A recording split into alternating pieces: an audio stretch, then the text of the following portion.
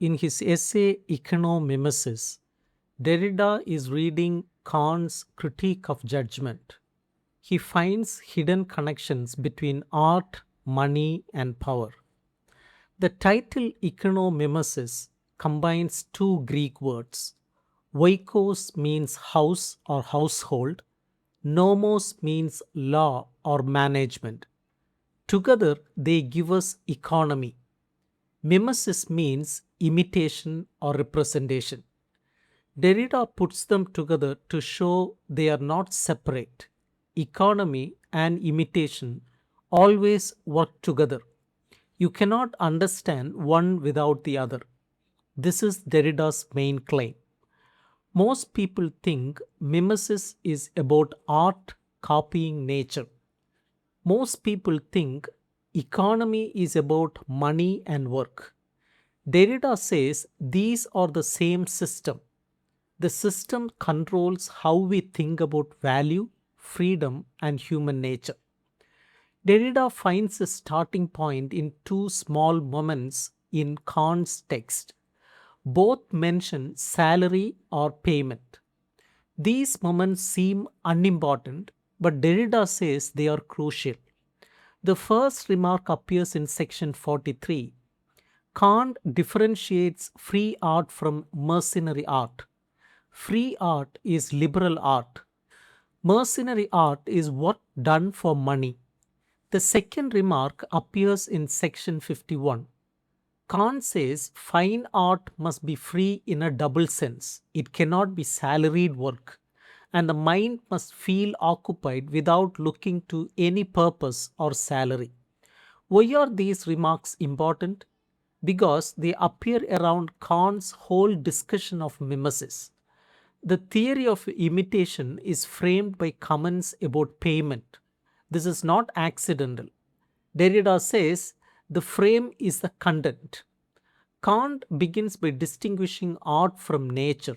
Art is doing, facere. Nature is acting or working, agere. Art is a product of freedom.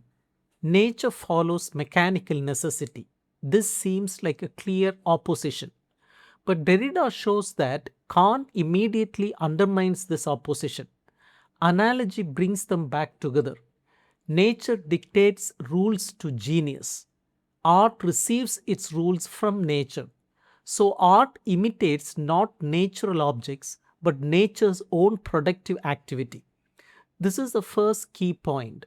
Mimesis is not copying things, it is the flexion of nature returning to itself. Nature folds back on itself through art. The opposition between physis and techne collapses. Kant builds a hierarchy. At the bottom are bees. Bees make wax cells. But this is not art. It is only instinct. Bees lack freedom and reason. Their product is called art only by analogy.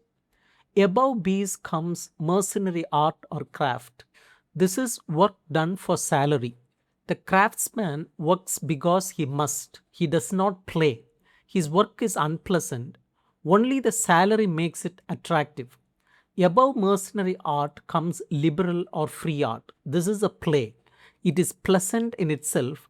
It does not enter the economic circle of exchange. It has no price. Derrida notes a pattern. Each level is more art than the level below. Bees have almost no art. Mercenary art has some art but not much. Liberal art has true art. This is not a flat opposition, it is a hierarchy of value. Kant says we regard free art as play. Play is occupation that is pleasant in itself. Mercenary art is work. Work is unpleasant. It only attracts us because of its effect, like salary. Work is imposed by constraint. But here is the twist. Liberal art still needs constraint. Without mechanism and coercion, the spirit would have no body. It would evaporate. Even poetry needs rules of language and prosody. So freedom needs constraint. Play needs work. Derrida draws the consequence. Liberal art relates to mercenary art as mind relates to body. It cannot produce itself without what it subordinates. The free artist depends on the paid worker. The economy of work supports the an economy of free art. Kant gives an example. The orator promises serious business. He will occupy the understanding, but he actually gives play of the imagination. He cheats a little. He gives less than he promises. The poet does the opposite. He promises mere play with ideas, but he gives something serious. He provides food for the understanding. He gives life to concepts. The poet gives more than he promises. This is important. The poet breaks the exchange contract. He gives surplus value. No one pays him for this more. But God supports him. God gives him capital and labor power. The poet receives from nature what he gives. He receives the power to give more than he promises. Derrida traces this logic to its source. God is the original artist. Nature is God's art. Genius is nature's gift to man. The poet is the voice of God. This is a closed circle. God gives to himself.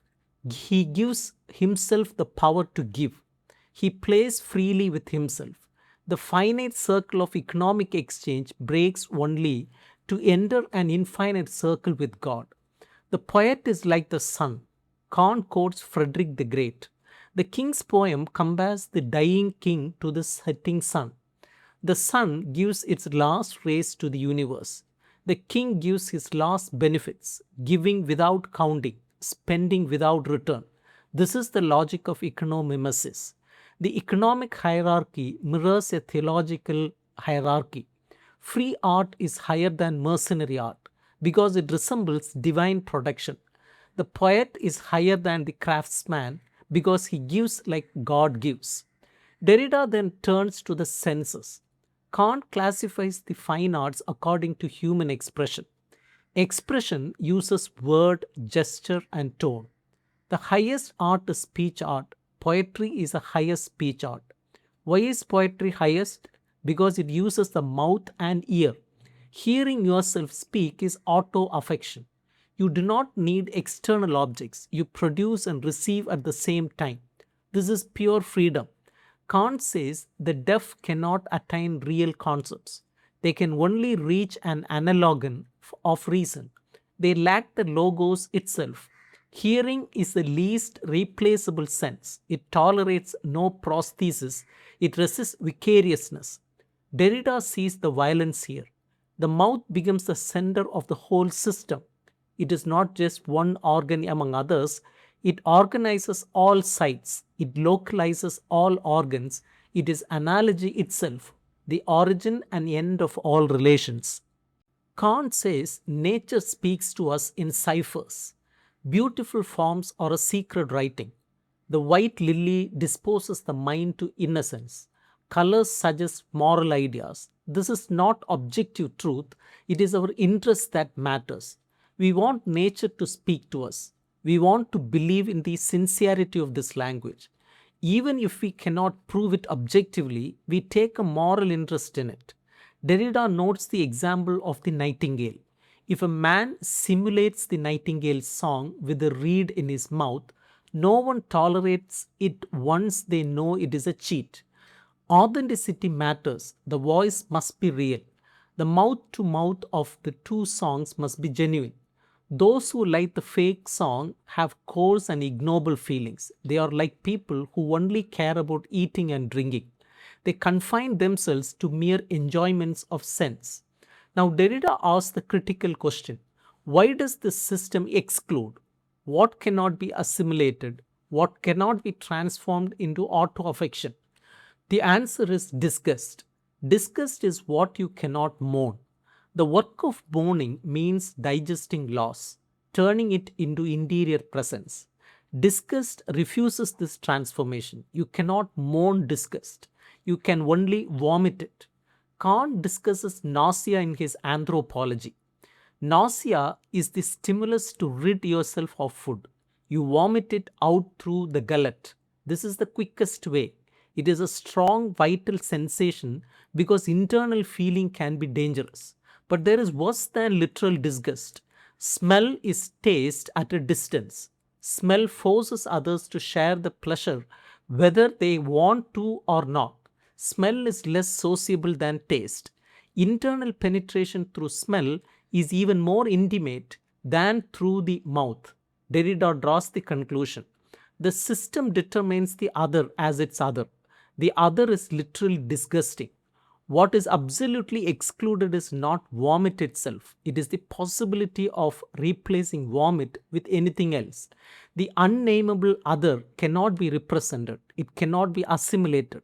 It undoes the whole hierarchy of logocentric analogy. Derrida is not saying we can simply name what is excluded. You cannot say it is this or that. That would already begin to eat it or vomit it. The question, what is it, already builds a frame. Any philosophical question already determines the other within the system. The word vomit arrests the vicariousness of disgust.